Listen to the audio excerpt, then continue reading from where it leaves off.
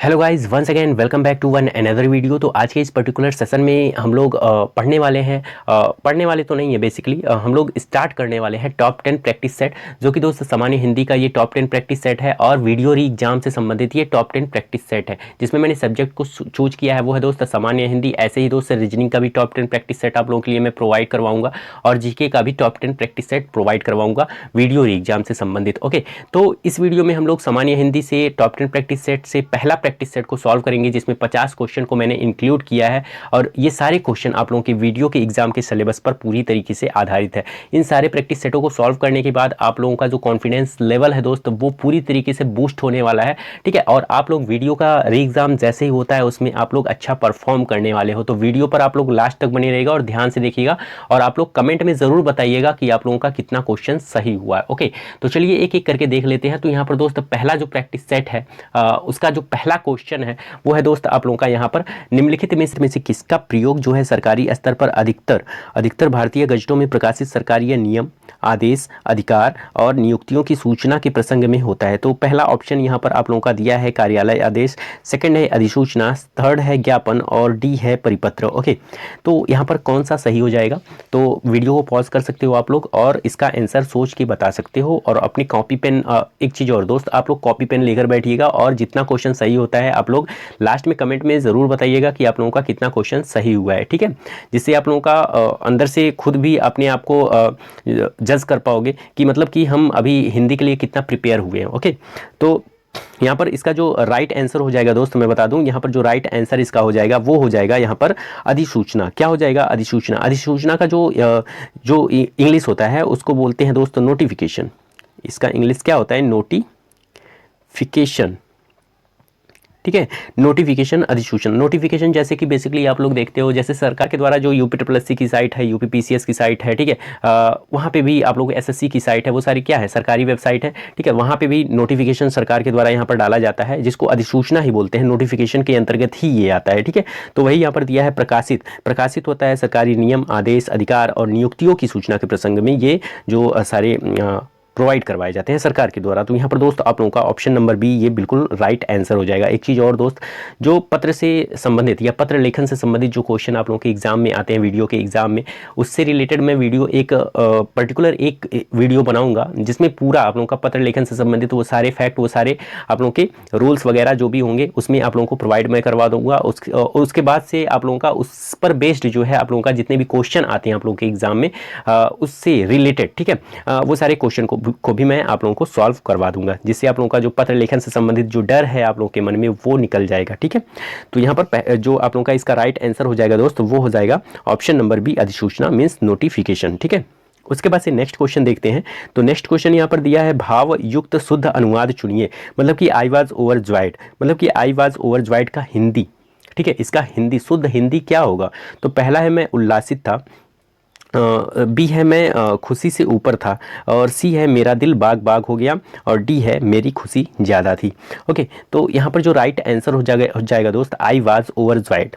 ठीक है, I was overjoyed मतलब कि मैं उल्लासित था। यहाँ पर जो राइट आंसर होगा दोस्त वो हो जाएगा मैं उल्लासित था, ये भी सही होगा। और एक जो आप लोगों का आंसर सही होगा वो होगा यहाँ पर सी वाला, मेरा दिल बाग बाग हो गया, ये भी आप लोगों का बिल्कुल राइट। अगर दोनों ऑप्शन में से कौन सा सबसे ज़्यादा सटीक कौन सा आंसर बैठ रहा है, तो यहाँ पर दोस्त आप लोगों का ऑप्शन नंबर ए, ठीक है, ये आप लोगों का बिल्कुल राइट आंसर हो जाएगा, मैं उल्लासित था, आई वाज ओवरजॉयड। ओके, उसके बाद से नेक्स्ट क्वेश्चन देखते हैं। तो नेक्स्ट क्वेश्चन ये रहा आप लोगों का, दिया है पृथ्वीराज रासो हिंदी साहित्य के किस काल में लिखा गया है। ठीक है, तो यहाँ पर दोस्त पुस्तक से रिलेटेड भी क्वेश्चन आते हैं आप लोगों के एग्जाम में, वीडियो के एग्जाम में। तो यहाँ पर इसका जो राइट आंसर होगा दोस्त, पृथ्वीराज रासो हिंदी साहित्य के किस काल में लिखा गया है, तो इसका जो राइट आंसर हो जाएगा दोस्त वो हो जाएगा आप लोगों का आदिकाल। ठीक है, यहाँ पर जो आप लोगों का ऑप्शन नंबर डी दिया है आदिकाल, ये बिल्कुल राइट आंसर हो जाएगा। और आदिकाल के जो कवि है पृथ्वीराज रासो के रचयिता जो है वो कौन है? चंद्र बरदाई। कौन है? चंद्र बरदाई, जो कि आदिकाल के ये कवि माने जाते हैं, जिन्होंने पृथ्वीराज रासो जैसे हिंदी साहित्य को इन्होंने लिखा है। ठीक है, तो यहाँ पर दोस्त आप लोगों का ऑप्शन नंबर डी बिल्कुल राइट आंसर हो जाएगा इस क्वेश्चन का। ठीक है। नेक्स्ट क्वेश्चन की बात करूं तो नेक्स्ट क्वेश्चन यहाँ पर दिया है मास कंजप्शन का हिंदी पर्याय कौन सा होगा। मास कंजप्शन, मास कंजप्शन मीन्स क्या होता है यहाँ पर दोस्त, जो राइट आंसर हो जाएगा, मास का मतलब यहाँ पर व्यापक के रूप में लेंगे, मतलब कि एक बहुत ही बड़ी मात्रा में लेंगे इसका। मास, मास मीन्स क्या, व्यापक तौर पे, व्यापक तौर पे इसका उपभोग करना, इसका अर्थ हो जाएगा। तो यहाँ पर दोस्त जो राइट आंसर होगा आप लोगों का वो हो जाएगा ऑप्शन नंबर सी, व्यापक उपभोग। ओके, उम्मीद करता हूँ इस क्वेश्चन का जो राइट आंसर होगा आप लोगों का आ गया होगा। ठीक है, उसके बाद से नेक्स्ट क्वेश्चन यहाँ पर आप लोगों का है दोस्त, गौ शब्द का वचन पहचानिए। तो यहाँ पर दोस्त गौ शब्द जो है इसका कौन सा वचन है, ये किस वचन में है गौ शब्द। पर दोस्त बेसिकली 4 ऑप्शन दिए गए हैं, सदा एक वचन, मतलब कि यहाँ पर दिया है सदा एक वचन, और बी है यहाँ पर एक वचन, और सी है बहुवचन, और एंड डी है सदा बहुवचन। तो सदा एक वचन तो गौ होगा ही नहीं, ठीक है, गौ का भी बहुवचन होता है, तो ये एक वचन में तो होगा नहीं। और यहाँ पर गौ जो है मैं बता दूँ ये एक वचन में होगा। क्या होगा, ये एक वचन में होगा। यहाँ पर मैं लिख दे रहा हूँ यहाँ पर एक वचन, एक मिनट, एक वचन, ठीक है, ये एक वचन में होगा गौ शब्द। और अगर मैं बात करूँ इसका बहुवचन क्या बनेगा, बहुवचन इसका बनेगा गौ ए, ठीक है, गौ ए, ठीक है, ये आप लोगों का बहुवचन में इसका प्रयोग हो जाएगा। मतलब कि गौ शब्द का जो बहुवचन अगर हमको बनाना है तो ये आप लोगों का गौ में ये सही हो जाएगा। बाकी ये गौ शब्द क्या है, एक वचन में है, तो यहाँ पर ऑप्शन नंबर बी जो है आप लोगों का बिल्कुल राइट आंसर है, ये ऑप्शन नंबर बी। उसके बाद से नेक्स्ट क्वेश्चन देखते हैं। तो नेक्स्ट क्वेश्चन यहाँ पर है, निम्नलिखित भाषाओं को उनके विकास क्रम में व्यवस्थित करना है यहाँ पर, ठीक है। तो यहाँ पर दोस्त इसको हम लोगों को इसके विकास क्रम में, मतलब कि पहले किसका विकास हुआ, उसके बाद किसका विकास हुआ, उसके बाद, तो यहाँ पर हमने 4 ऑप्शन बेसिकली यहाँ पर हमने टाइप कर दिए हैं, ठीक है। इसका हमने ऑप्शन नहीं बनाया, मतलब कि ये ऑप्शन होगा, लेकिन इसी में हम लोग इसको व्यवस्थित करके आप लोगों को बता देते हैं कौन सा पहले होगा, कौन सा उसके बाद होगा, उसके बाद कौन सा होगा, ठीक है। तो सबसे पहले जो विकास हुआ हिंदी भाषा में अगर मैं बात करूँ, सबसे पहले जो विकास हुआ, ये जो ऑप्शन दिया गया इसमें से सबसे पहले विकास किसका हुआ, तो सबसे पहले विकास हुआ था प्राचीन संस्कृत का। प्राचीन संस्कृत यहाँ पर ऑप्शन नंबर सी है ना, ऑप्शन नंबर सी यहाँ पर दिख रहा है ना, तो यहाँ पर ऑप्शन नंबर सी पहले हो जाएगा। उसके बाद से उसके बाद क्या हुआ, तो यहाँ पर लौकिक संस्कृत का हुआ, फिर यहाँ पर डी है, ठीक है, इसका सी, उसके बाद से डी हो जाएगा। लौकिक संस्कृत के बाद आप लोगों का यहाँ पर बी वाला हो जाएगा सौरसेनी, ठीक है, ये सौरसेनी का हुआ। उसके बाद से आप लोगों का लास्ट में यहाँ पर पश्चिमी हिंदी का हुआ, तो मतलब कि यहाँ पर ए हो जाएगा।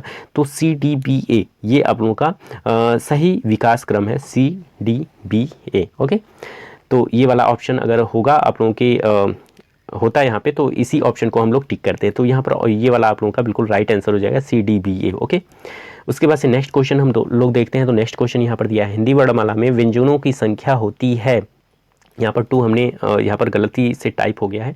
हिंदी वर्णमाला में व्यंजनों की संख्या कितनी होती है, इसको हम लोगों को बताना है, ठीक है। तो यहाँ पर अगर मैं बात करूँ हिंदी वर्णमाला में व्यंजनों की जो संख्या होती है, कुल संख्या, ठीक है, हिंदी वर्णमाला में व्यंजनों की संख्या यहाँ पर पूछा है, तो यहाँ पर व्यंजनों की संख्या पूछा है ना, तो व्यंजनों की संख्या अगर मूल पूछा होता, 2 तरीके से व्यंजनों की संख्या यहाँ पर हम लोग निकाल सकते हैं। जैसे कि एक होता है मूल, ठीक है, मूल व्यंजनों की संख्या, एक होता है कुल व्यंजनों की संख्या। तो मूल व्यंजनों की संख्या अगर यहाँ पर पूछा होता तो मूल व्यंजनों की संख्या आप लोगों का 33 हो जाता है, ठीक है, मूल व्यंजनों की संख्या 33 हो जाता। लेकिन यहाँ पर कुल व्यंजनों की संख्या अगर पूछता तो यहाँ पर कुल व्यंजनों की संख्या आप लोगों का 39 हो जाता। तो यहाँ पर देखिए ऑप्शन में तो कहीं है नहीं 39, तो इससे हम लोग पता लगा लेंगे व्यंजनों की जो संख्या है ये मूल वाला ही पूछा है। तो यहाँ पर दोस्तों ऑप्शन नंबर डी आप लोगों का 33 सही हो जाएगा। अब 33 कैसे होगा मूल व्यंजनों की संख्या, मैं बता दूंगा आप लोगों को। जो इसमें व्यंजनों की संख्या में जो वर्गीय व्यंजन होते हैं या स्पर्श व्यंजन होते हैं वो कहाँ से कहाँ तक होते हैं, क वर्ग से लेकर प वर्ग तक, ठीक है, क से प वर्ग तक के जो जितने भी व्यंजन होते हैं, जैसे कि इसमें 25 सारे टोटल होते हैं, ठीक है, क से प वर्ग तक के जितने भी व्यंजनों की संख्या होती है वो 25 होती हैं, ये 25 हो गए। उसके बाद से सारे अंतस्थ व्यंजन आप लोगों के इसमें आ जाएंगे। अंतस्थ व्यंजनों की संख्या कितनी है आप लोगों का, 4 हो जाएंगे, य र ल व अंतस्थ व्यंजन ये हो जाएंगे। उसके बाद से ऊष्म व्यंजन, जितने भी ऊष्म व्यंजन है, ठीक है, ऊष्म व्यंजन ये भी आप लोगों के 4 होते हैं, जैसे कि स ख श ह, ये 4, 25 और 8 को हम लोग यहाँ पर काउंट करेंगे तो यहाँ पर 33 आप लोगों का मूल व्यंजनों की संख्या निकल के आएगा, ठीक है। तो ये हो गया अंतस्थ और स्पर्श, ठीक है। स्पर्श, अंतस्थ, ऊष्म हो गया। उसके बाद से आप लोगों का अगर मैं और बात करूं यहाँ पर जो कुल व्यंजनों की संख्या जो 39 मैंने बताया वो कैसे आएगा, तो इसी में संयुक्त व्यंजनों की संख्या जो होती है छ, त्र, ज्ञ, स्र, ठीक है, ये सारे 4 होते हैं, ये आ जाएंगे। उसके बाद से उच्छिप्त या द्विगुण ये 2 व्यंजन होते हैं, ड, ढ, ठीक है, ये 2 आ जाएंगे, मतलब कि 4 2 6 इसमें और ऐड कर लेंगे तो यहाँ पर 39 कुल व्यंजनों की संख्या आ जाएगा। तो यहाँ पर मूल व्यंजनों की संख्या यहाँ पर हमको निकालना है, तो 33, तो 33 में आप लोगों का क से प वर्ग तक जो आप लोगों के स्पर्श व्यंजन होते हैं, ठीक है, या वर्गीय व्यंजन और अंतस्थ और ऊष्म को मिलाएंगे तो यहाँ पर 33 आप लोगों का निकल के आ जाएगा। तो यहाँ पर ऑप्शन नंबर डी आप लोगों का बिल्कुल राइट आंसर हो जाएगा। ओके, उसके बाद से नेक्स्ट क्वेश्चन की तरफ हम लोग मूव करते हैं। तो नेक्स्ट क्वेश्चन ये रहा, यहाँ पर दिया है कन्नड़ का संबंध किस भाषा परिवार से है। तो कन्नड़ का संबंध जो होगा दोस्त, यहाँ पर 4 ऑप्शन दिए गए हैं, तो चारों ऑप्शन में देख सकते हो आप लोग। पहला ऑप्शन है भारोपीय भाषा परिवार, ठीक है, पहला जो ऑप्शन है वो क्या है, भारोपीय भाषा परिवार। सेकंड है आप लोगों का द्रविड़ भाषा परिवार। उसके बाद से थर्ड है यहाँ पर देव भाषा परिवार और डी है आप लोगों का आर्य भाषा परिवार। तो मैं बता दूं यहाँ पर दोस्त जो राइट आंसर इस क्वेश्चन का होगा वो होगा ऑप्शन नंबर बी, द्रविड़ भाषा परिवार। मतलब ये कन्नड़ का संबंध जो है ये द्रविड़ भाषा परिवार से है, ठीक है। तो यहाँ पर दोस्त अगर मैं बात करूँ द्रविड़ भाषा परिवार से संबंधित कुछ अन्य भाषाएं भी आती हैं, जैसे कि तमिल हो गया, तेलुगु हो गया, मलयालम हो गया, कन्नड़ हो गया, ठीक है। और है ये एक प्रकार की राज्य भाषा है। ये कहाँ का राज्य भाषा है तो मैं बता दूँ यहाँ पर कर्नाटक की ये एक मिनट, कर्नाटक का ये राजभाषा है क्या, कन्नड़।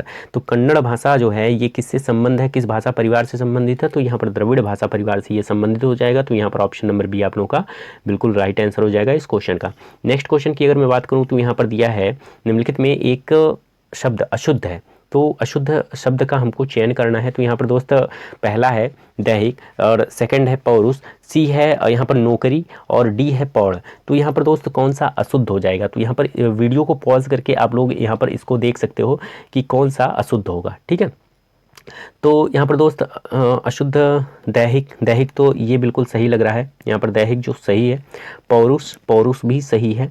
और यहाँ पर अगर मैं सी की बात करूँ नौकरी, ठीक है, नौकरी नहीं होता है यहाँ पर नौकरी होता है, ठीक है, नौकरी। तो ये आप लोगों का जो नौकरी है ये गलत हो जाएगा, अशुद्ध है। तो यहाँ पर ऑप्शन नंबर सी आप लोगों का सही हो जाएगा। तो यहाँ पर ऑप्शन नंबर डी ये भी सही है, ये भी सही, ये भी सही, बाकी ये गलत, नौकरी नहीं होता है, नौकरी होता है। तो यहाँ पर ऑप्शन नंबर सी बिल्कुल राइट आंसर हो जाएगा इस क्वेश्चन का। उसके बाद से नेक्स्ट क्वेश्चन की तरफ मूव करते हैं। यहाँ पर दोस्त दिया है निम्नलिखित में वर्तनी की दृष्टि से एक शब्द अशुद्ध है, मतलब कि अशुद्ध कौन सा है, तो अधीन, पहला है अधीन, दूसरा है अंतर और सी वाला है अनुग्रहित, और डी वाला है आध्यात्म, ठीक है। तो यहाँ पर अगर मैं बात करूँ कौन सा अशुद्ध है, तो अधीन बिल्कुल सही है, अंतर्धान भी सही है, अनुग्रहित भी सही है, और यहाँ पर आध्यात्म अगर देखिए तो आध्यात्म में जो आ है, ठीक है, ये बड़ा आ नहीं रहता है, यहाँ पर अ रहता है, छोटा आ रहता है, अध्यात्म यहाँ पर इस तरीके से होगा अध्यात्म। तो यहाँ पर आ बड़ा आ ना होके यहाँ पर क्या होगा, छोटा आ होगा। तो यहाँ पर दोस्त ये वाला थोड़ा गलती है यहाँ पर इसकी वर्तनी में। तो यहाँ पर ऑप्शन नंबर डी आप लोगों का बिल्कुल राइट आंसर हो जाएगा इस क्वेश्चन का। नेक्स्ट क्वेश्चन की तरफ मूव करते हैं। यहाँ पर दिया है कौन सी वर्तनी ठीक है, मतलब कि वर्तनी से रिलेटेड जो क्वेश्चन होते हैं ना दोस्त, इसमें काफ़ी बच्चे जो हैं कंफ्यूज होते हैं, तो वर्तनी को आप लोग देख के जाइएगा। वैसे मैं आप लोगों का वर्तनी से संबंधित जो वीडियो है वो भी मैं लेकर आऊँगा, उसको भी आप लोगों को प्रोवाइड करवाऊँगा, ठीक है। तो मेरे चैनल से जुड़े रहने के लिए दोस्तों चैनल को आप लोगों को सब्सक्राइब करना पड़ेगा, ठीक है, ताकि जो भी मैं आगे वीडियो बनाऊँ उसका नोटिफिकेशन सबसे पहले आप लोगों तक पहुँचता रहे और आप लोग हर एक वीडियो का फ़ायदा उठाते रहें वीडियो एग्ज़ाम के पहले, ठीक है, और वीडियो एग्ज़ाम में जाके आप लोग अच्छा परफॉर्म कर पाओ, ठीक है। तो सारे प्रैक्टिस सेट को एक चीज़ मैं आप लोगों से आग्रह करता हूँ, आप लोग जितने भी प्रैक्टिस सेट मेरे द्वारा प्रोवाइड करवाए जाएंगे आप लोगों को वो तो बिल्कुल फ्री ही है, ठीक है। तो फ़ायदा आप लोगों को लेना है, तो आप लोगों को फ़ायदा लेने के लिए दोस्त वीडियो को दोस्त पूरा देखना पड़ेगा, ठीक है। ये सारे प्रैक्टिस सेट सॉल्व करने पड़ेंगे वीडियो री एग्ज़ाम के पहले। तो आप लोग सारे जो प्रैक्टिस सेट है उसको सॉल्व करके ही जाइएगा, जिससे आप लोगों को अच्छी तरीके से उसका बेनिफिट हो सके। तो यहाँ पर दोस्त इस क्वेश्चन का जो क्या दिया है, कौन सी वर्तनी ठीक है, तो यहाँ पर रचयिता दिया है, ये तो बिल्कुल गलत है। रचयिता ये सही है, बी वाला। और रचती ये भी गलत है, रचयिता ये भी गलत है। तो यहाँ पर ऑप्शन नंबर बी इस तरीके से यहाँ पर वर्तनी इसका सही हो जाएगा, option number B. Next question की बात करूँ तो नेक्स्ट क्वेश्चन यहाँ पर दिया है राधा बहुत ही सुंदर लड़की है, वाक्य में कौन सा विशेषण है?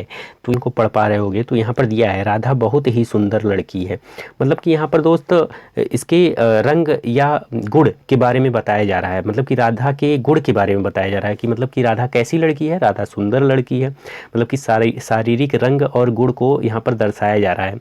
ठीक है, तो सुंदर क्या है? सुंदर एक प्रकार का गुण है, ठीक है, जो कि किसका है? गुण, राधा का। तो यहाँ पर दोस्त गुणवाचक विशेषण हो जाएगा, ना कि संख्यावाचक विशेषण होगा, ना ही सर्वनामिक, ना ही परिमाण। ठीक है, तो यहाँ पर दोस्त गुणवाचक विशेषण हो जाएगा, जिसमें किसी के गुण, रंग, आकार, दशा, अवस्था आदि का बोध कराया जाए।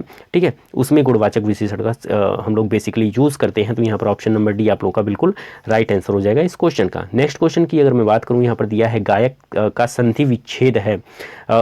तो यहाँ पर दोस्त गायक का अगर संधि विच्छेद हम लोग देखें तो गाय, गा प्लस यक, ये तो बिल्कुल गलत है। गाय प्लस इग, ये भी गलत है। सी है गय प्लस अक, गय प्लस अक, इसको थोड़ा छोड़ते हैं। उसके बाद डी है ग प्लस आयक, तो यहाँ पर गायक, ग प्लस आयक, ये भी गलत है। यहाँ पर आप लोगों का जो राइट आंसर होगा दोस्त इस क्वेश्चन का वो हो जाएगा ऑप्शन नंबर सी, गय प्लस अक।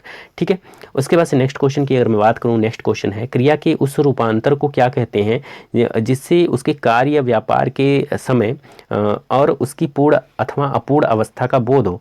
तो यहाँ पर संज्ञा दिया है, काल दिया है, परिमाण बोधक विशेषण दिया है, और डी है अव्यय। यहाँ पर अगर यहाँ पर क्वेश्चन में देख रहे होगे आप लोग, तो यहाँ दिया है क्रिया के उस रूपांतर को क्या कहते हैं जिससे उसके कार्य या व्यापार के समय, यहाँ पर समय आया ना, समय, और उसकी पूर्ण और अपूर्ण अवस्था का बोध हो, मतलब कि जिसमें समय का बोध होता है, मतलब कि किसी कार्य के पूरा होने, मतलब वो कब पूरा हो रहा है, कब नहीं पूरा हो रहा है, तो इसका बोध कहाँ से होता है? हम लोग जो टेंस होता है, टेंस से हम लोग जान पाते हैं। तो ये हिंदी में उसको क्या बोलते हैं? काल बोलते हैं। तो यहाँ पर ऑप्शन नंबर बी जो है वो आप लोगों का बिल्कुल राइट आंसर हो जाएगा इस क्वेश्चन का। नेक्स्ट क्वेश्चन देखते हैं। तो नेक्स्ट है नाविक। नाविक का सही संधि विच्छेद हमको यहाँ पर करना है। तो पहला है नौ प्लस विक, पहला क्या है? नौ प्लस विक, और सेकंड है दोस्त आप लोगों का ना प्लस विक। ठीक है, ना प्लस विक ये है, और सी है नौ प्लस इक, क्या है? नौ प्लस इक, और डी है न प्लस आविक। तो ये तो बिल्कुल गलत होगा, नौ प्लस विक ये भी गलत होगा, और यहाँ पर ना विक ये भी गलत होगा। यहाँ पर जो राइट आंसर होगा दोस्त इस क्वेश्चन का वो हो जाएगा नौ प्लस इक। यहाँ पर ऑप्शन नंबर सी जो है इसका सही संधि विच्छेद है, नौ प्लस इक। ओके, तो यहाँ पर ऑप्शन नंबर सी बिल्कुल राइट आंसर हो जाता है। नेक्स्ट क्वेश्चन देखते हैं। निम्नलिखित में से स्त्रीलिंग शब्द है, तो स्त्रीलिंग शब्द इसमें जो हो जाएगा वो हो जाएगा ऑप्शन नंबर बी। यहाँ पर शराब जो है वो स्त्रीलिंग हो जाएगा। तो ये शराब जो है दोस्त वो अरबी भाषा का स्त्रीलिंग शब्द है। तो यहाँ पर दोस्त ऑप्शन नंबर बी यहाँ पर शराब जो है स्त्रीलिंग होगा। बाकी ये जवाब, गुलाब और हिसाब ये सारे पुल्लिंग है। ठीक है, तो बी वाला जो है आप लोगों का बिल्कुल राइट आंसर होगा। नेक्स्ट क्वेश्चन देखते हैं। तो नेक्स्ट क्वेश्चन है आमरण में कौन सा समास है? नेक्स्ट तो यहाँ पर पहला ऑप्शन है तत्पुरुष समास, बी है अव्ययी भाव, सी है द्वंद्व, एंड डी है द्विगु। तो तत्पुरुष तो हो नहीं सकता, तत्पुरुष ये नहीं है आमरण। आमरण में पहला है यहाँ पर जो अक्षर देख रहे होगे यहाँ पर आ दिया है, आ से आमरण भी बनता है, आ से आकार भी बनता है, आग से आकाश भी बनता है। ठीक है, तो एक ही चीज़ से एक ही अक्षर के आगे कुछ जोड़ के अगर एक नया शब्द बनाया जाए तो वो सारी चीज़ें अव्ययी भाव समास में आती हैं। ठीक है, द्वंद्व में तो दो अपोजिट चीज़ें होती हैं, द्विगु में नंबर वाली चीज़ें होती हैं, तो ये तो होगा नहीं। तो यहाँ पर आप लोगों का बी वाला ऑप्शन बिल्कुल राइट आंसर हो जाएगा, आमरण। ठीक है, आमरण में कौन सा समास? अव्ययी भाव समास। नेक्स्ट है अपवाद को छोड़कर वर्णमाला के अक्षरों के नाम किस लिंग में होते हैं? तो यहाँ पर मैं बता दूं अपवाद को छोड़कर वर्णमाला में जो अपवाद होते हैं, वैसे मैं बता दूं वर्णमाला जो होते हैं सामान्यतः ये पुल्लिंग में होते हैं, लेकिन कुछ अपवाद होते हैं जो स्त्रीलिंग में होते हैं। तो अपवाद में कौन कौन से आ जाते हैं? जैसे कि छोटी ई हुआ, बड़ी ई हुआ और री हुआ, ये आप लोगों के स्त्रीलिंग में आ जाएंगे। बाकी और इसके अलावा जितने भी वर्णमाला में जितने भी अक्षर हैं वो सारे किस में आते हैं? पुल्लिंग में आते हैं। तो यहाँ पर दोस्त आप लोगों का ऑप्शन नंबर ए यहाँ पर राइट आंसर हो जाएगा, क्योंकि यहाँ पर कहा गया है अपवाद को छोड़कर वर्णमाला के अक्षरों का नाम किस लिंग में होते हैं। तो यहाँ पर ऑप्शन नंबर ए पुल्लिंग में होते हैं। ठीक है, नेक्स्ट क्वेश्चन यहाँ पर दिया है कौन सा शब्द कर्मधारय समास नहीं है? कौन सा शब्द कर्मधारय समास नहीं है? तो यहाँ पर दोस्त कर्मधारय समास दिया है ना, तो यहाँ पर दिया है पहला नीलगाय, और बी है तो छोड़ दिया जाए, यहाँ पर विद्याभास को छोड़ दिया जाए, तो बाकी सारे क्या है? कर्मधारय समास है। नीलगाय, प्रियंका, कृताकृत। ठीक है, कृताकृत में क्या है? कृताकृत में ये दोनों पद जो कृता है और कृत है दोनों पद ही विशेषण है, लेकिन प्रियंका में यहाँ पर प्रिय जो है ये विशेषण हो जाएगा, नीलगाय में नील जो है ये विशेषण हो जाएगा। तो यहाँ पर कर्मधारय समास ये तीनों है, लेकिन यहाँ पर विद्याभास जो है ये तत्पुरुष समास है। ठीक है, विद्याभास क्या है, तत्पुरुष समास है। तो यहाँ पर दोस्त ये नहीं होगा कर्मधारय समास, तो यहाँ पर ऑप्शन नंबर बी आप लोगों का बिल्कुल राइट आंसर हो जाएगा। नेक्स्ट क्वेश्चन देखते हैं। तो नेक्स्ट क्वेश्चन है हरिमोहन अपनी बहन को पुस्तक देता है, वाक्य में रेखांकित पद में कारक है। तो रेखांकित पद तो यहाँ पर दिया नहीं है, तो रेखांकित पद में बता दूं, यहाँ पर बहन को पुस्तक देता है, ये हो जाएगा। ठीक है, रेखांकित पद ये है। वाक्य में रेखांकित पद में कारक कौन सा है, तो यहाँ पर दिया है अधिकरण कारक, संप्रदान कारक, संबंध कारक और कर्म कारक। तो यहाँ पर जो राइट आंसर होगा दोस्त वो हो जाएगा आप लोगों का संप्रदान कारक। ठीक है, यहाँ पर ऑप्शन नंबर बी संप्रदान कारक इसलिए होगा क्योंकि यहाँ पर देने वाला काम हो रहा है, कर्ता के द्वारा किसी को कोई चीज़ अगर दिया जाता है तो वहाँ पर क्या होता है, संप्रदान कारक होता है। ठीक है, कुछ भी दिया जाए कर्ता के द्वारा तो वहाँ पर संप्रदान कारक। तो यहाँ पर हरिमोहन के द्वारा किसको दिया जा रहा है, उसकी बहन को पुस्तक दिया जा रहा है, तो यहाँ पर संप्रदान कारक आ जाएगा option number B. Next question यहाँ पर दिया है उपसर्ग में शब्दांश है, मतलब उपसर्ग में शब्दांश है जो किसी शब्द के बाद में जोड़ा जाता है। ठीक है, यहाँ पर दिया है किसी शब्द के बाद में जोड़ा जाता है। उसके बाद से यहाँ पर दिया है किसी शब्द के मध्य में जोड़ा जाता है। उसके बाद से यहाँ पर दिया है सी वाला किसी शब्द के आगे जुड़ता है उपसर्ग, और यहाँ पर डी वाला दिया है शब्द में कहीं भी जुड़ सकता है। अब मैं बता दूँ, उपसर्ग होता है एक होता है प्रत्यय। ठीक है, एक होता है उपसर्ग, एक होता है प्रत्यय। तो प्रत्यय जो होता है वो हमेशा क्या होता है, लास्ट में जुड़ता है, और उपसर्ग जो होता है वो हमेशा पहले जुड़ता है। तो उपसर्ग जो होता है यहाँ पर सबसे पहले जुड़ता है। तो यहाँ पर दोस्त आप लोगों का जो राइट आंसर हो जाएगा वो हो जाएगा ऑप्शन नंबर सी, किसी शब्द के आगे जुड़ता है उपसर्ग। जैसे कि अगर कोई चीज़ लिखा है प्रत्यक्ष में जो प्रति है, प्र उपसर्ग है ना प्रत्यक्ष में, तो प्रत्यक्ष में प्र उपसर्ग है, तो ये पहले जुड़ रहा है। ठीक है, तो यहाँ पर दोस्त जो उपसर्ग है आप लोगों को पता चल गया होगा कि जो उपसर्ग होते हैं वो कहाँ पे जुड़ते हैं, सबसे पहले जुड़ते हैं, और प्रत्यय क्या होते हैं, बाद में जुड़ते हैं। ठीक है, तो ऑप्शन नंबर सी यहाँ पर बिल्कुल राइट आंसर हो जाएगा। नेक्स्ट क्वेश्चन की तरफ मूव करते हैं। नेक्स्ट क्वेश्चन यहाँ पर दिया है निम्न में कर्ता कारक का प्रसर्ग कौन सा होगा। तो यहाँ पर पहला ऑप्शन दिया है में, को, से, ने। ठीक है, तो आप लोग देखे होंगे हिंदी में आप लोगों ने पढ़ा भी होगा, कर्ता ने कर्म को करण से संप्रदान के को लिए अपादान से। ठीक है, तो कर्ता ने, तो यहाँ पर ने आया ना, तो यहाँ पर ने आप लोगों का जो ऑप्शन नंबर डी है ये कर्ता कारक का प्रसर्ग हो जाएगा। ठीक है, तो यहाँ पर ऑप्शन नंबर डी बिल्कुल राइट आंसर हो जाएगा। नेक्स्ट क्वेश्चन यहाँ पर दिया है अलंकार में किस उपसर्ग का प्रयोग किया गया है। तो आप लोगों को पता होगा अलंकार जो होता है दोस्त, ये उपसर्ग हमने बताया अभी पहले, उपसर्ग पहले जुड़ता है, प्रत्यय बाद में जुड़ता है। तो अलंकार में पहले क्या जुड़ा है, तो यहाँ पर अल दिया है, अलन दिया है, अलम दिया है। ठीक है, तो यहाँ पर अगर मैं बताऊं अलंकार में सबसे पहले जो जुड़ा है वो जुड़ा है क्या, यहाँ पर अलम जुड़ा है। ठीक है, अलम। ठीक है, ये अलम हो जाएगा, यहाँ पर हलंत लगना चाहिए तब जाके ये सही होता। तो यहाँ पर ऑप्शन नंबर डी जो है वो आप लोगों का बिल्कुल राइट आंसर हो जाएगा, अलम। अलंकार में सबसे पहले उपसर्ग कौन सा है, अलम उपसर्ग है। ओके, तो ऑप्शन नंबर डी आप लोगों का बिल्कुल राइट आंसर हो जाएगा। डी तब राइट आंसर होगा जब यहाँ पर हलंत लगा होता है। ठीक है, तो ये option number D right answer है। नेक्स्ट क्वेश्चन देखते हैं। नेक्स्ट क्वेश्चन, वाच्य कितने प्रकार के होते हैं। तो वाच्य जो होते हैं दोस्त यहाँ पर चार ऑप्शन दिए गए हैं वाच्य के जो भेद होते हैं। ठीक है, मतलब कि वाच्य कितने प्रकार के होते हैं, तो मैं बता दूं वाच्य 3 प्रकार के होते हैं। एक होता है कृतवाच्य, एक होता है कर्मवाच्य, एक होता है भाववाच्य। तो यहाँ पर दोस्त ऑप्शन नंबर बी जो है वो बिल्कुल राइट आंसर हो जाएगा। ऑप्शन नंबर बी 3 प्रकार के वाच्य होते हैं, कर्मवाच्य, कृतवाच्य और भाववाच्य। ठीक है, नेक्स्ट क्वेश्चन देखते हैं। नेक्स्ट क्वेश्चन दिया है प्रत्यय होता है तो शब्दांश, वाक्यांश, पद्यांश और पदांश। तो यहाँ पर दोस्त जो प्रत्यय होता है वो क्या होता है, ये इसने पूछा है। तो जो प्रत्यय होता है ये क्या होता है, शब्दांश होता है। क्या होता है, शब्द का एक अंश होता है प्रत्यय। ऐसे ही उपसर्ग भी क्या होता है, शब्द का ही एक अंश होता है। तो यहाँ पर दोस्त आप लोगों का जो राइट आंसर हो जाएगा वो हो जाएगा ऑप्शन नंबर ए, शब्दांश होता है। ठीक है, ना कि वाक्यांश, ना कि पद्यांश, ना ही पद्यांश। तो शब्दांश मतलब कि शब्द का एक अंश होता है प्रत्यय, और उपसर्ग भी क्या होता है, शब्द का ही एक अंश होता है, तो वो भी शब्दांश में ही आता है। ओके, नेक्स्ट क्वेश्चन देखते हैं। नेक्स्ट क्वेश्चन यहाँ पर दिया है मैंने विद्यालय जाना है, वाक्य में अशुद्ध अंश क्या है। तो यहाँ पर मैंने विद्यालय जाना है, तो मैंने विद्यालय जाना में जो अशुद्ध होगा वो हो जाएगा यहाँ पर मैंने। यहाँ पर ऑप्शन नंबर ए, मैंने यहाँ पर नहीं होना चाहिए। ठीक है, यहाँ पर मैंने नहीं होना चाहिए, मैंने की जगह मुझे। ठीक है, अगर होता मुझे विद्यालय जाना है तो यहाँ पर सही होता, तो मैंने यहाँ पर गलत हो जाएगा। यहाँ पर अशुद्ध अंश, यहाँ पर मैंने विद्यालय जाना है, इसमें जो वाक्य है इसमें जो अशुद्ध अंश है वो है मैंने। तो यहाँ पर ऑप्शन नंबर ए बिल्कुल रॉन्ग हो जाएगा, इसकी जगह पर मुझे होना चाहिए था। ठीक है, नेक्स्ट क्वेश्चन देखते हैं। नेक्स्ट क्वेश्चन है निम्नलिखित विकल्पों में से तत्सम शब्द का चयन करना है।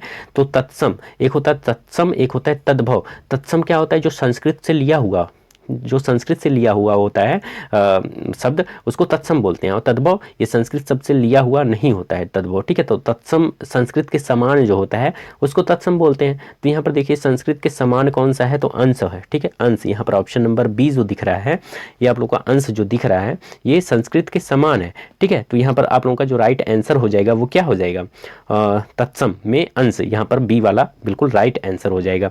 नेक्स्ट क्वेश्चन देखते हैं। तो नेक्स्ट क्वेश्चन दिया है निम्नलिखित में से मिश्र वाक्य का चयन करना है। तो मिश्र वाक्य का चयन करना है, तो मिश्र वाक्य क्या होता है, जैसे कि काल होने पर चिड़िया चहचहाने लगती हैं, ठीक है, प्रातःकाल होने पर चिड़िया चहचहाने लगती हैं।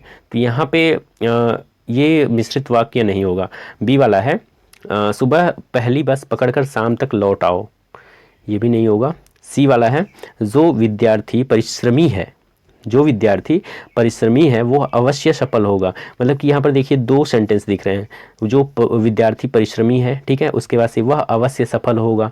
तो यहाँ पर दोस्त ये जो है ऑप्शन नंबर सी, ये आप लोगों का क्या है, ये क्या है, आप लोग का मिश्र वाक्य है, ठीक है। यहाँ पर डी वाला अगर आप लोग देखो, डी वाला में यह है राजकुमार ने भाई को मार डाला और यहाँ पर और लग गया, स्वयं राजा बन गया, स्वयं के ही, यहाँ पर तो अलग अलग वाक्य नहीं दिए गए हैं, ठीक है। यहाँ पर दिया है सी वाले में, अगर आप लोग देख पा रहे होगे तो सी वाले में दिया है जो विद्यार्थी परिश्रमी है, जो विद्यार्थी यहाँ पर इंडिकेट कर रहा है, जो विद्यार्थी परिश्रमी है वह अवश्य सफल होगा। तो यहाँ पर दो सेंटेंस दिख रहे हैं, ठीक है, और ये सटीक यहाँ पर मिश्र वाक्य के का जो रूल है उसको यहाँ पर ये फॉलो कर रहा है। तो यहाँ पर ऑप्शन नंबर सी जो है वो बिल्कुल राइट आंसर हो जाएगा। नेक्स्ट क्वेश्चन है दोस्त, ऐसे शब्द जो संस्कृत और प्राकृत से विकृत होकर हिंदी में आए उन्हें कहते हैं, मतलब कि जो संस्कृत और प्राकृत से विकृत होकर हिंदी में आए उसको क्या कहते हैं। तो यहाँ पर इसको बेसिकली क्या कहते हैं, यहाँ पर दिया है तत्सम, तद्भव, देशज और विदेशी। तो मैंने क्या बताया, जो संस्कृत के समान हो, जो संस्कृत के समान हो उसको तत्सम बोलते हैं, और जो संस्कृत के से थोड़ा डिफरेंट हो, ठीक है, उसको क्या बोलते हैं, तद्भव बोलते हैं। तो ऐसे शब्द जो संस्कृत और प्राकृत से विकृत होकर हिंदी में आते हैं उनको क्या बोला जाता है, तो उनको बोला जाता है तद्भव। तो यहाँ पर ऑप्शन नंबर बी जो है वो बिल्कुल राइट आंसर हो जाएगा, तद्भव, ठीक है।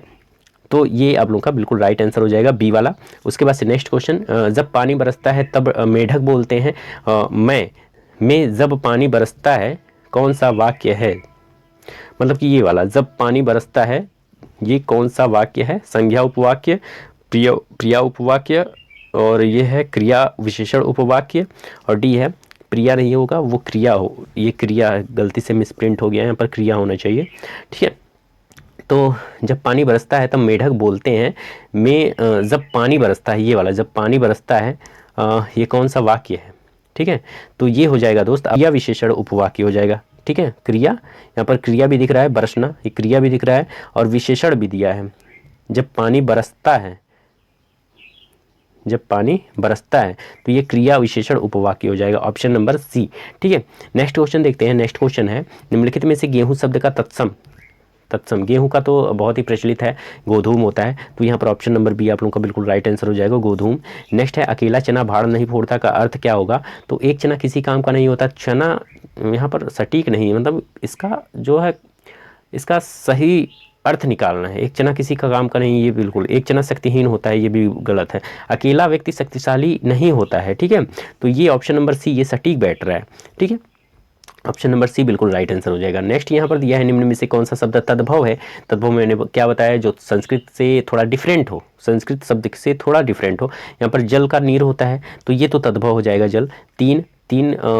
तीन भ्रमर नग्न, तीन जल को तो नीर बोलते हैं ना, एक मिनट, यहाँ पर तीन भी तद्भव दिख रहा है, जल भी तद्भव दिख रहा है, यहाँ पर दो भ्रमर नग्न, ये तो तत्सम है क्योंकि संस्कृत के समान है भ्रमर और नग्न, ठीक है। तीन क्या है, तीन तद्भव शब्द है, इसका तत्सम क्या होता है, त्रीड़ी होता है, ठीक है। नग्न तथा भ्रमर जो होते हैं वो तो तत्सम होते हैं, ये जो भ्रमर और नग्न है ये तत्सम होते हैं, ठीक है। इसका तद्भव जो होता है वो नंगा होता है और भौरा होता है, लेकिन जल भी तो होता है तद्भव, जल का होता है नीर तत्सम, इसको नीर बोलते हैं, ओके। तो यहाँ पर तीन और जल ये दोनों ही तद्भव होंगे, ठीक है, तो दोनों ही राइट होंगे। यहाँ पर गलती से मिसप्रिंट हो गया यहाँ पे, तो यहाँ पर दोनों ही तद्भव होंगे, ठीक है। और बाकी ये भ्रमर और नग्न जो होंगे वो क्या होगा, भ्रमर मीन्स भौरा होता है, नग्न मीन्स नंगा होता है, ओके। मतलब कि भ्रमर का जो तत्सम यहाँ पर तद्भव होगा भौरा होगा, नग्न का जो तद्भव होगा वो नंगा होगा, यहाँ पर नंगा इसका होगा और भ्रमर का भौरा होगा, ठीक है। और यहाँ पर तीन का होगा त्रिड़ी, त्रिड़ी, ठीक है। जल का होता है तत्सम नीर, मतलब कि यहाँ पर कहने का मतलब यहाँ पर तद्भव कौन कौन से हैं, तो जल और तीन ये तद्भव हैं और बाकी भ्रमर और नग्न तत्सम है। तो वहाँ पर ए बी और दोनों सही हो जाएंगे, ठीक है। नेक्स्ट है गोद में लड़का शहर भर में ढिढोरा, मुहावरे का सही, गोद में लड़का शहर भर में ढिढोरा, मुहावरे का सही अर्थ क्या होगा, तो यहाँ पर पहला दिया है छोटी सी इसको तलाशना, बी है अत्यधिक शरारती बालक, सी है पास में वस्तु रहते हुए चारों ओर खोजना, और डी है छोटे बालक की प्रशंसा करना। तो सही जो यहाँ पर आंसर इसका मैच कर रहा है, तो यहाँ पर अगर आप लोग थोड़ा सा भी ध्यान अगर दोगे तो यहाँ पर आप लोगों को आंसर मिल जाएगा यहाँ पर ऑप्शन नंबर सी, पास में वस्तु रहते हुए भी चारों ओर अगर उसकी खोज मतलब कि खोजबीन हो तो उसी का यहाँ पर मुहावरा होगा गोद में लड़का सब शहर में ढिढोरा, ठीक है। तो यहाँ पर ऑप्शन नंबर सी बिल्कुल राइट आंसर हो जाएगा। नेक्स्ट यहाँ पर दिया है निम्न में से संज्ञा शब्द कौन सा है, तो संज्ञा मीन्स नाउन, नाउन मीन्स क्या होता है, संज्ञा किसको बोलते हैं, किसी व्यक्ति वस्तु स्थान के नाम को ही क्या बोलते हैं, संज्ञा बोलते हैं। तो यहाँ पर आप दिया है, चलना दिया है, लंबा दिया है, आकाश दिया है। आकाश क्या है, किसी चीज़ का नाम है आकाश, तो यहाँ पर आकाश क्या हो जाएगा, आकाश आप लोगों का संज्ञा शब्द हो जाएगा। तो ऑप्शन नंबर डी बिल्कुल राइट आंसर हो जाएगा इस क्वेश्चन का, ठीक है। मैं बात करूं नेक्स्ट क्वेश्चन है अक्ल पर पत्थर पड़ना, मुहावरे का अर्थ क्या होगा, तो यहाँ पर पहला दिया है मूर्ख बन जाना, बी है अपमानजनक बात कहना, सी है बुद्धि भ्रष्ट होना, डी है बेफिक्र होना। मतलब अक्ल पर पत्थर पड़ जाना मतलब कि बुद्धि पर कोई पत्थर की तरह कोई चीज़ पड़ जाता है। तो यहाँ पर अगर आप लोग थोड़ा सा भी ध्यान दोगे तो यहाँ पर आंसर आप लोगों को मिल जाएगा, जैसे कि बुद्धि भ्रष्ट अगर किसी का हो जा रहा है तो उसी को क्या बोलते हैं, उसका मुहावरा सही हो जाएगा अक्ल पर पत्थर पड़ना, तो यहाँ पर बुद्धि भ्रष्ट होना, ऑप्शन नंबर सी बिल्कुल राइट आंसर हो जाएगा। नेक्स्ट क्वेश्चन, रिया से बनने वाली भाववाचक संख्या, रिया से बनने वाली भाववाचक संख्या यहाँ पर क्या होगा, गलती से टाइप हो गया है, यहाँ पर क्रिया होना चाहिए, ठीक है। क्या होना चाहिए, क्रिया, क्रिया से बनने वाली भाववाचक संज्ञा क्या होगा, तो यहाँ पर पहला है थकावट, बी है बुढ़ापा, सी है बुराई एंड डी है आलस्य, ठीक है। तो क्रिया जिसमें क्रिया दिख रही हो, तो थकावट क्या है, थकावट कोई काम करके कोई भी आ रहा है तो थकावट हो जा रहा है, बुढ़ापा तो ये तो आप लोगों का बुढ़ापा क्रिया से संबंधित नहीं है, ठीक है, ये क्रिया से संबंधित नहीं है, बुराई भी क्रिया से संबंधित नहीं है, आलस्य भी क्रिया से संबंधित नहीं है, ठीक है। तो यहाँ पर जो राइट आंसर हो जाएगा आप लोगों का वो हो जाएगा थकावट, ठीक है, ऑप्शन नंबर ए, यहाँ पर थकावट ये क्रिया से बनने वाली भाववाचक संज्ञा है। ओके, नेक्स्ट क्वेश्चन अगर देखते हैं, नेक्स्ट क्वेश्चन है जिसके हाथ में चक्र है, इस वाक्यांश के लिए एक सार्थक शब्द का जो है चयन करना है। तो यहाँ पर दोस्त आप लोगों का चंद्रशेखर, ये तो जिसके सर पे चाँद हो उसको चंद्रशेखर बोलते हैं। बी वाला चक्रपाणी जिसके हाथों में चक्र हो, ठीक है, ये आप लोगों का सही हो जाएगा चक्रपाणी। और चक्रधर, चक्रधर भी तो सही होगा, चक्रपाणी चक्रधर चंद्रचूड़, ठीक है, जिसके जूड़े पे जैसे शंकर जी हैं उनके जूड़े पे क्या है, चंद्र हैं, तो यहाँ पर डी वाला चंद्रचूड़ हो जाएगा। चक्रधर जिसके हाथों में चक्र हो, जिसने चक्र को धारण किया हो, ठीक है, वो चक्रधर होगा। और जिसके हाथों में चक्र हो, ठीक है, उसको चक्रपाणी बोलते हैं।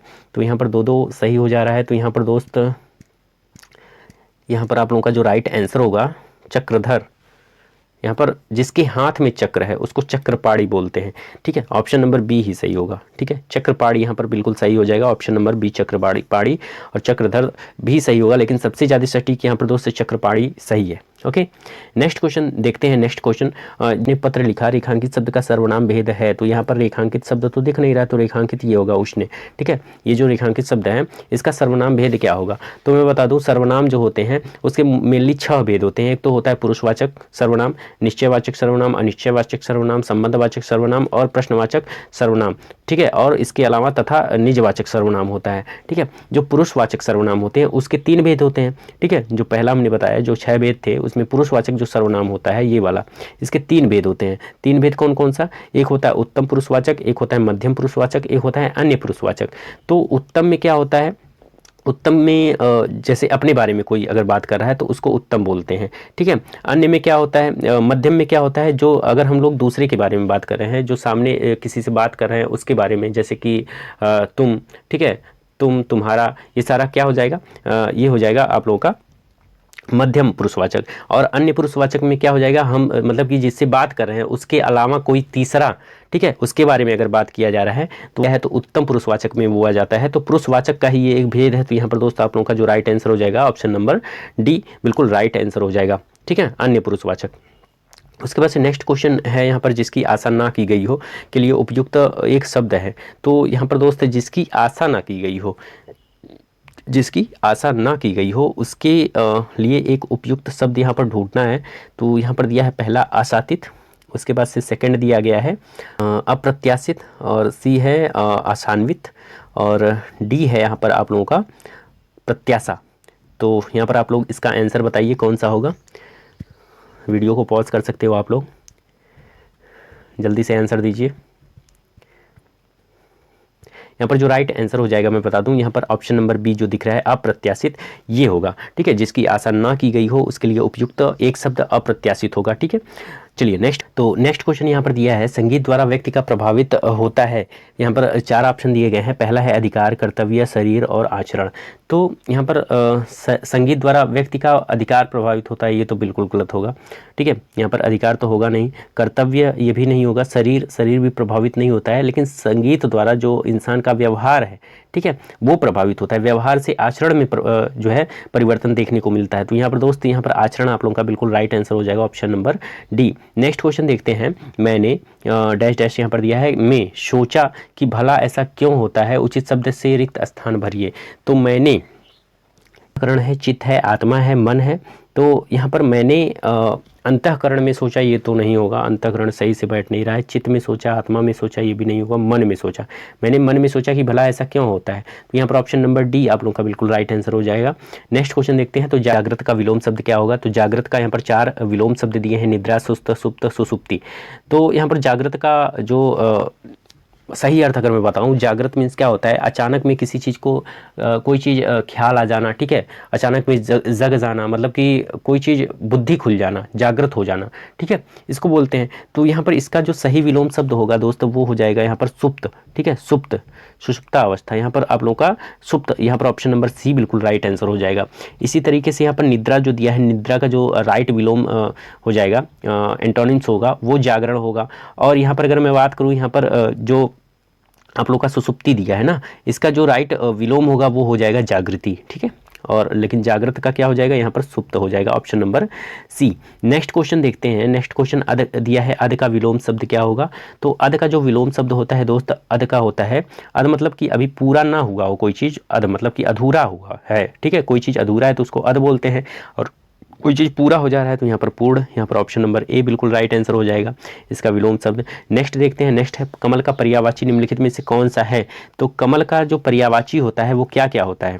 तरंगड़ी दिया है, तरंगड़ी, सरोज, तड़ाग, मृगांक। तो यहाँ पर जो राइट आंसर होगा कमल का पर्यायवाची, यहाँ पर तरंगड़ी तो होगा नहीं। ठीक है, तरंगड़ी तो होगा नहीं। यहाँ पर आप लोगों का सरोज, ये बिल्कुल राइट आंसर हो जाएगा, ऑप्शन नंबर बी। ठीक है, तड़ाक भी नहीं होगा, मृगांक भी नहीं होगा। तो यहाँ पर ऑप्शन नंबर बी बिल्कुल राइट आंसर हो जाएगा, कमल का पर्यायवाची। नेक्स्ट देखते हैं। नेक्स्ट है इनमें से अरण्य शब्द का पर्यायवाची क्या होगा। तो कांतार, आभारी, कुलीन, सस्य। तो यह शब्द का जो पर्यायवाची होगा वो कांतार होता है, और अरण्य मीन्स क्या होता है, जंगल भी होता है। और अरण्य शब्द जो है इसके और भी कई सारे पर्यायवाची हैं, जैसे कि अटवी हुआ, कानन हुआ, जंगल हुआ, वन हुआ। ठीक है, ये सारे अरण्य के ही पर्यायवाची होंगे। बाकी यहाँ पर कांतार दिया है, कांतार भी पर्यायवाची अरण्य के का। ठीक है, ये तीनों नहीं होंगे। तो यहाँ पर ऑप्शन नंबर ए बिल्कुल राइट आंसर हो जाएगा। नेक्स्ट क्वेश्चन देखते हैं। राम धीरे धीरे पढ़ता है में वाक्य में कौन सा अव्यय है। राम धीरे धीरे पढ़ता है। ठीक है, यहाँ पर दिया है राम धीरे धीरे पढ़ता है, इस वाक्य में क्रिया विशेषण अव्यय है। ठीक है, क्या है, क्रिया विशेषण अव्यय है। तो यहाँ पर ऑप्शन नंबर बी बिल्कुल राइट आंसर हो जाएगा, क्रिया विशेषण अव्यय है। धीरे धीरे का प्रयोग इसमें हुआ है ना, धीरे धीरे का प्रयोग हुआ है। देखिए, राम धीरे धीरे पढ़ता है, तो धीरे धीरे क्या है, क्रिया विशेषण अव्यय है। कैसे पढ़ता है, धीरे धीरे पढ़ता है। तो यहाँ पर ऑप्शन नंबर बी, यहाँ पर ना ही संबंध दिख रहा है, ना ही समुच्चय बोधक कोई, ना ही विस्मयादि बोधक यहाँ पर कोई अव्यय आया है। तो यहाँ पर आप लोगों का क्रिया विशेषण अव्यय ही है। ठीक है, यहाँ पर ऑप्शन नंबर बी बिल्कुल राइट आंसर होगा। नेक्स्ट क्वेश्चन देखते हैं। जिन शब्दों में लिंग, वचन, कारक आदि के कारण कोई परिवर्तन नहीं होता है उसको क्या बोलते हैं। तो जिन शब्दों में लिंग, वचन, पुरुष, कारक आदि के कारण कोई परिवर्तन नहीं होता है उन्हें क्या बोलते हैं, अव्यय बोलते हैं। ठीक है, क्या बोलते हैं, अव्यय बोलते हैं। तो यहाँ पर ऑप्शन नंबर डी अव्यय होगा, ऑप्शन नंबर डी अव्यय कहलाता है। ठीक है, ये होगा। तो उसके बाद से नेक्स्ट देखते हैं। नेक्स्ट है क्रिया के मूल रूप को क्या कहते हैं। तो क्रिया के मूल रूप को क्या बोलते हैं, धातु बोलते हैं। तो पद बिल्कुल गलत होगा, रूप भी गलत होगा, धातु सही होगा, शब्द भी गलत होगा। तो क्रिया के मूल रूप को क्या बोलते हैं, धातु बोलते हैं। ठीक है, धातु जो होते हैं वो क्रियापद के उस अंश को कहते हैं जो किसी क्रिया के प्रायः सभी रूपों में पाया जाता है। ठीक है, तो यहाँ पर ऑप्शन नंबर आंसर होगा।